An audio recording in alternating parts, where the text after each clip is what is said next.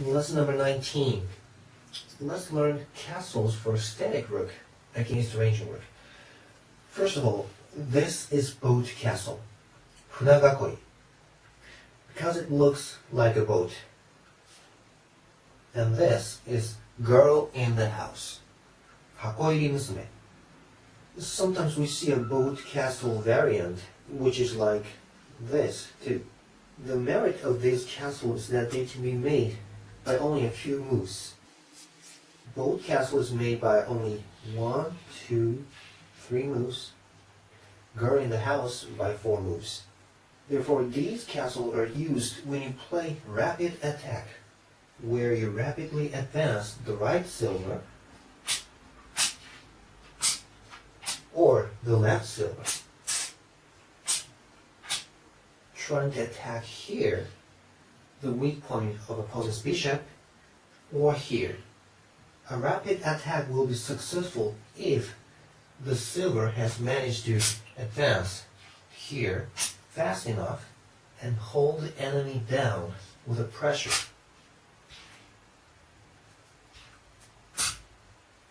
In this kind of situation, static rook has a good chance of winning. However, as I said in the previous lesson, ranging rook will force you to exchange bishops or make a counterattack on that file by rook and bring it into a full-scale battle. And in that kind of situation, this castle is too much weaker than Mino castle. So it is pretty difficult to win by a rapid attack. So usually, especially in these years, static rook prefers to make a castle that is as hard as ranging rook's Mino castle. One way to do that is, let's bring the silver here, and make a Mino castle, but you have to do something about this bishop. So how about castling like this?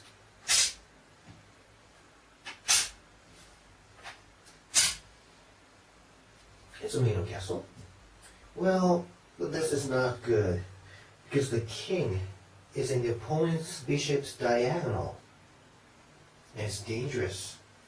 You see, if you try to attack here by your bishop, you'll be checked and pinned, because this square is open. See? And moreover, as the game goes, maybe you'll be forked. So in static rook, we go like this. We move this pawn and bring the king to here. Wow. This is called tower Mino, tenshu kaku Mino, or just left hand Mino, hirari Mino. It avoids bishop's diagonal. The weak point is the king's head. But if it's attacked from this way, like this,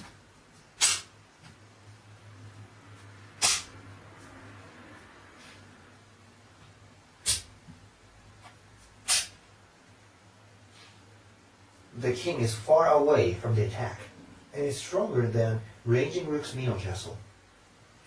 If the right silver is here, it's a 4-piece Mino and it's very strong. And we also have high Mino, or this. Oh, sometimes we call this Masuda's Mino. Anyway, how about silver crown? If you want to avoid bishop's diagonal, you can't make a silver crown.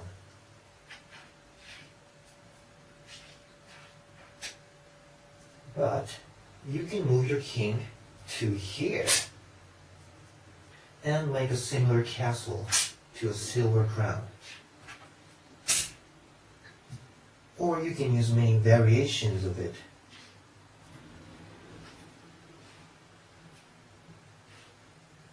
these kinds of castles are called Yonenaga's king, especially when the silver is here.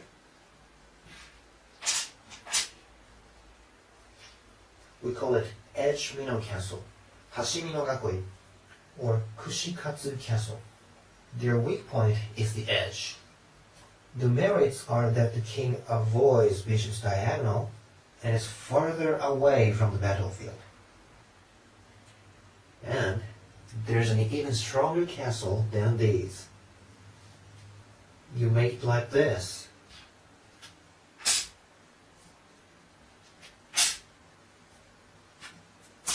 Yeah, it's Anaguma. Professional player Torahiko Tanaka claims he's the originator of this castle.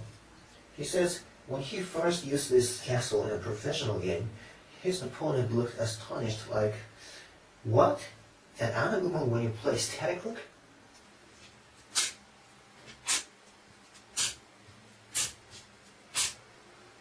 Anyway, we call it static rook Anaguma, Irisha Anaguma. If the right silver made it to here, it's a 4-piece Anaguma. Then it's extremely strong. And moreover,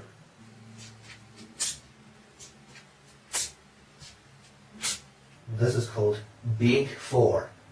It's considered to be one of the strongest castles in Shogi. It's even protecting the edge, which is Anaguma's weak point. Oh, I forgot to tell you this. This is called Hayasaki's king. And also, this is called Kajiri's Anaguma. So anyway, if you're playing ranging rook, you shouldn't let static rook make a strong castles like these.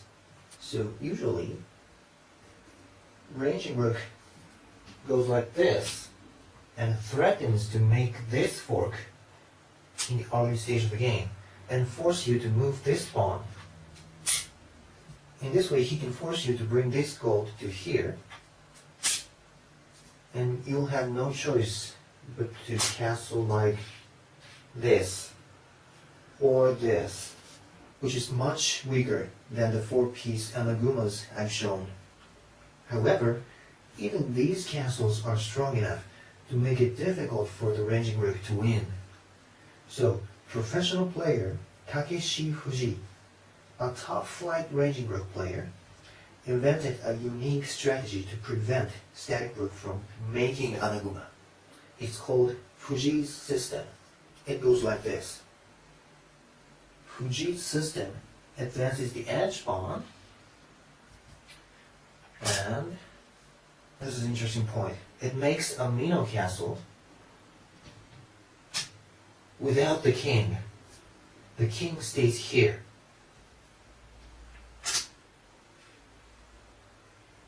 And these pawn move, and the knight advances.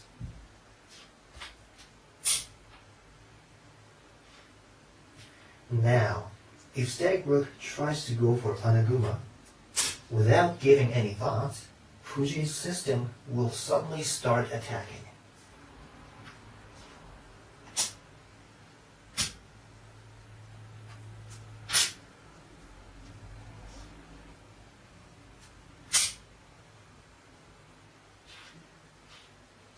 And destroy static rook's camp. It's very powerful. And in this attack, the king is safer in here than in here. He can't attack like this if his king was here. And if static rook tries to make a rapid attack, he immediately castles his king into Mino castle.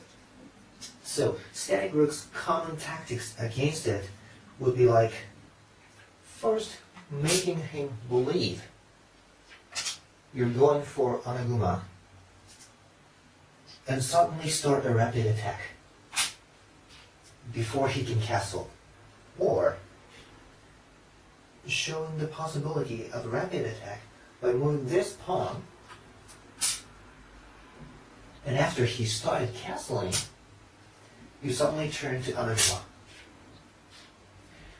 However, since Fuji's system is well designed, it's pretty difficult to make an anagama safely.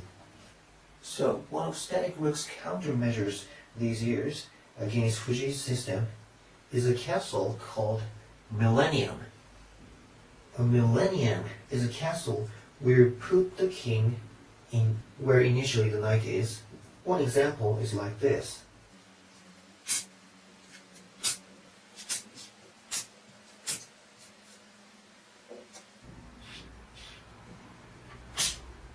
You see, it avoids bishop's diagonal and also pretty strong.